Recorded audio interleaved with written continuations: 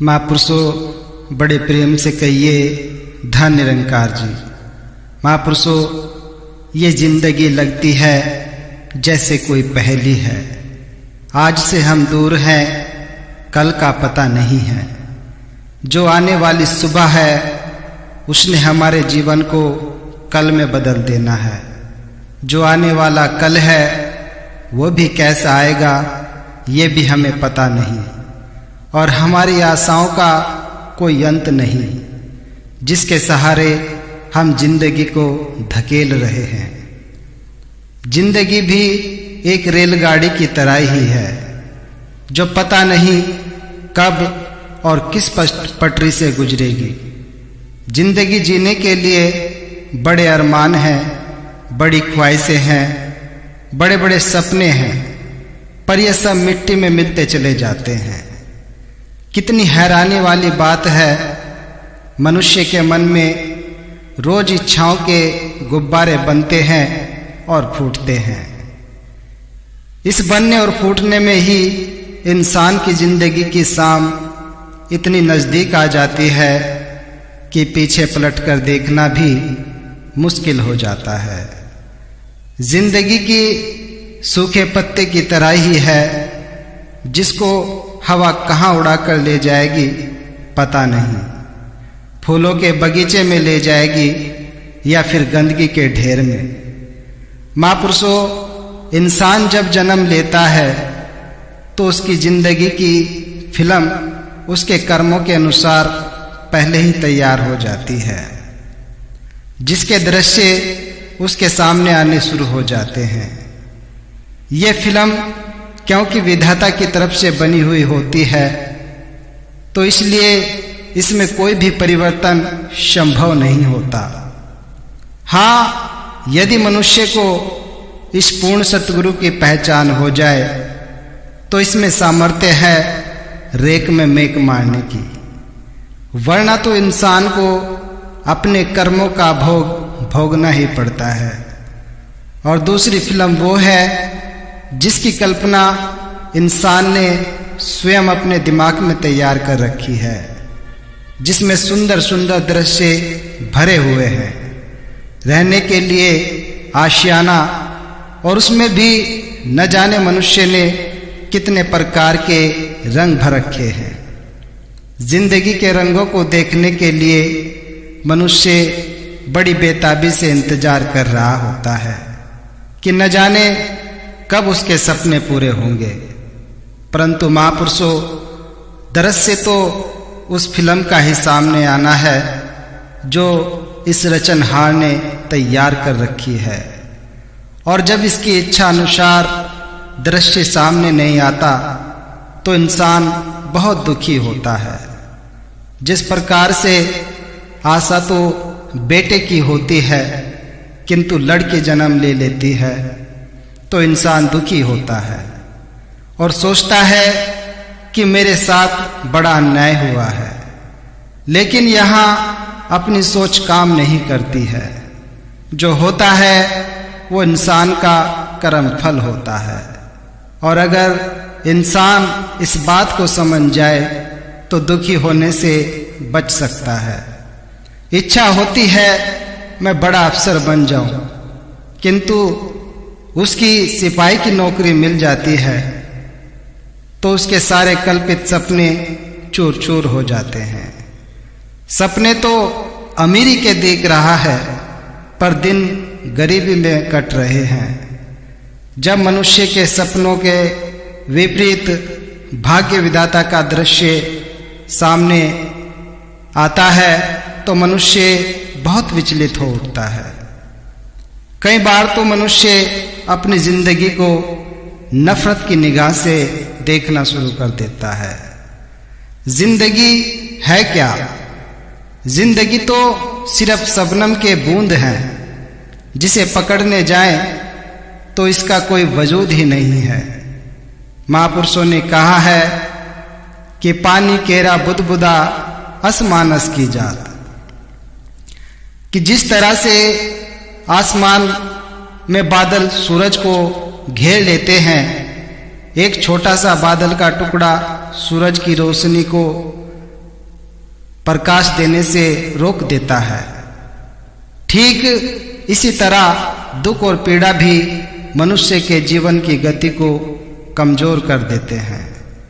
मनुष्य चाहे कितना भी शक्तिशाली क्यों ना हो, वो दुख और शोक के आगे कमजोर पड़ ही जाता है। कबीर साहब जी कहते हैं कि मैं जानिया दुख मुझको, दुख समाया जग, ऊपर चढ़ के देखा घर घर यही अग। कि दुख की माला तो तकरीबन हर इंसान ही घुमा रहा है और किसी न किसी पीड़ा में मनुष्य उलझा ही रहता है। कितनी अजीब दास्तां है, जन्म से लेकर मरने तक की पीड़ा में मनुष्य इस जीवन के सफर को तय करता है। सुख के क्षण भी जीवन में आते हैं, किंतु पल भर के लिए। सुख एक धोखा है जिसके इंतजार में मनुष्य जीवन ही खो बैठता है। जैसे एक मांस बेचने वाले की दुकान पर बंधे हुए 5 बकरों में से एक का अंत हो चुका है और बाकी 4 बकरे दाना खाने का सुख ले रहे हैं, किंतु वो नहीं जानते कि उनकी भी बारी आने वाली है। वे दाने का सुख लेते लेते अपने जीवन को समाप्त कर लेते हैं। अगर उनको ये पता होता कि हमारी भी बारी एक एक करके आने वाली है, तो वे दाना खाना भूल जाते और उसकी जगह अपने बचाव के उपाय सोचते। तो इसी तरह सुख का लालच इंसान को भी उसके आने वाले दुख से बेखबर कर देता है, ताकि फिर वो मौत के मुंह में बड़े आराम से चला जाए। महापुरुषों, जब से ये दुनिया बनी है, पता नहीं कितनी सभ्यताएं बनी और नष्ट हो गई। कितनी बार इस धरती के बंटवारे हुए, कितनी बार बिगड़े और मिटे, किंतु ये धरती आज भी उसी तरह कायम है। तो महापुरुषों, इस जिंदगी की फिल्म को समझने की जरूरत है। कौन रचनहार है और किसकी ये रचना है, किसके इशारे से ये जिंदगी के दृश्य हमारे सामने आते चले जाते हैं। जिसके बारे में कभी सोचा नहीं, वैसा दृश्य मनुष्य के सामने आ जाता है।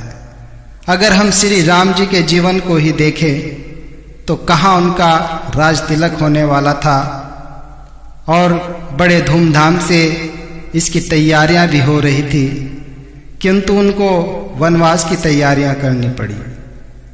तो ये सारा खेल और सारी रचना ये सिद्ध करता है कि हम कठपुतली हैं, नचाने वाला तू है, ये परमात्मा है।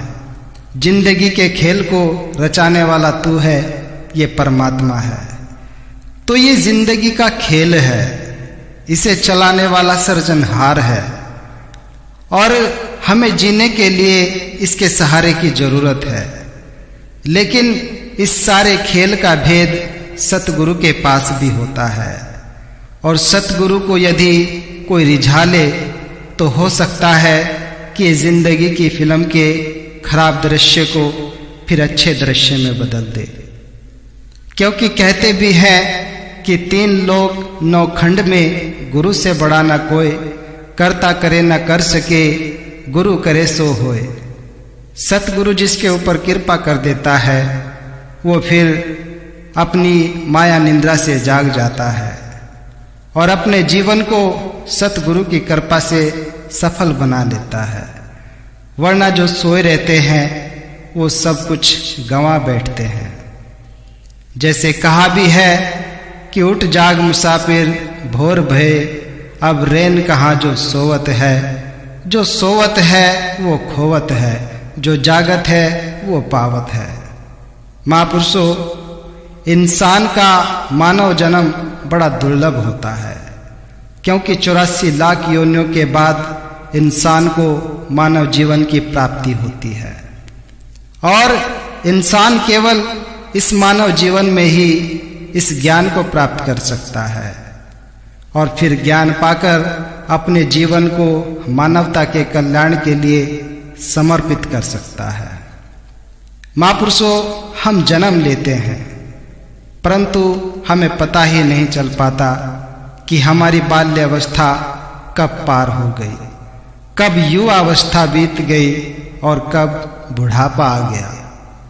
और फिर अंत में जब हम चिंतन करते हैं तो हमें पछतावा ही हाथ लगता है कि काश ये चिंतन हमने पहले ही कर लिया होता, तो फिर आज ये पछतावा हाथ नहीं लगता।